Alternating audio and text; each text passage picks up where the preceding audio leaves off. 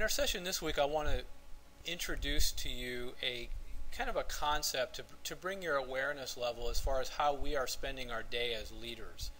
And so I basically call this people versus process. And when it comes to people, what I mean by that is it's really any activity that is spent with or directly for your team. So examples of that would be team meetings, one-on-one, coaching. Those types of things are directly related to your team. And so what we want to do is obviously spend as much of our day on those types of things that have the biggest impact on our people. Process, on the other hand, is really anything else that doesn't fall into the people category, but examples would be doing reports, working on projects, and those meetings that are outside of meetings with your team. So what we want to do is we want to come up with a way to tangibly measure how we spend our day. And unfortunately, the only way to really do that is to log our activities for a given period of time. So my suggestion is a week, because we have certain activities that we don't necessarily do on a daily basis. So a week gives us a really good representation of an average. And so we want to log our activity and how much time we spent on that activity, basically. So it is a fairly time-consuming process to remember to jot that down, but what we want to cumulatively come up with a week's worth of a log, if you will, on what we did and how much time we spent doing it.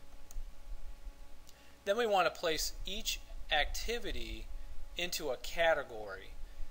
And so basically it would either be something that's related to people or something that would fall into the category process. And then next we just simply put it into a percentage. So we need to know the total number of hours that we've worked during that given period of time that we've measured, and then what percentage of each category, so percentage of people related items and percentage of the process related. Pretty simple concept. So here's a chart basically of what we would look like. So where do we fall within this line basically? And if we are spending more time with people, then we move to the right. So if you can kind of envision a line drawn up and down on where you would lie on this black line, then that would represent the percentage of time you spend with people. And that's what we want to do is basically put that on this line and say, here's where I'm at currently today. I can tell you from experience, we're almost always further to the left than what we think we are. When we actually go through and quantify this, most of the time we do fall much, much further to the left, meaning we spend more time on process-related things than we do people-related things. And again, the reason I bring this up and I want to include this session is our focus needs to be more on people-related activities. So what do we need to do basically? Keep in mind, we naturally shift towards process, and I think a lot of that has to do with when we first get promoted, we enjoy doing things that are not related to frontline activities.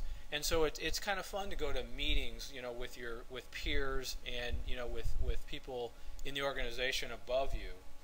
And so we start to get consumed with those types of things and with projects and these meetings and running reports, and we start to view that as our primary role when in fact we're starting to neglect our team and the people aspect of what we do. So we need to do this on a regular basis, and my suggestion is once you go through this activity, go back and do this every couple of months for a while, and it'll bring you back in check as far as where you fall on this line. And really what we want to do is we want to target around a 75% number, meaning we go further to the right towards people. And so that's a tough thing to do, I realize, and depending on kind of what you do and some of your responsibilities. But if we can stay more focused on our people, then the results that we get and the amount of time that we have to spend putting out fires and things like that is going to be far less if we focus more on our people. So I'd encourage you to go through this activity, take a look at where you fall on this, and do this on a regular basis. So I hope you found this helpful, and I hope you have a great day.